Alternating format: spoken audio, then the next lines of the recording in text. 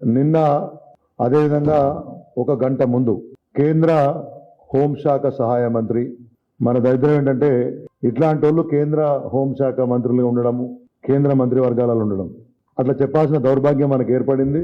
పదవులు ఉన్నాయి కాబట్టి చెప్పాలి, తప్పదు. ఈ ఫోన్ ట్యాపింగ్ అంశానికి సంబంధించి రేవంత్ రెడ్డి పెట్టిన ఒక చెత్త కేసుకు సంబంధించి ఆయన ఏదో పోయి అక్కడ సాక్ష్యం ఇవ్వడానికి పోయి బయటకు వచ్చిన తర్వాత మాట్లాడిన మాటలు, గంటకు ముందు కరీంనగర్లో మాట్లాడిన మాటలు చూస్తే ఒక విషయం నిర్ధారణ ఏంటంటే బండి సంజయ్ని పిచ్చాసుపత్రిలో జాయిన్ చేయాల్సిన సమయం మాత్రం ఖచ్చితంగా వచ్చిందని ప్రజలు భావిస్తూ ఉన్నారు.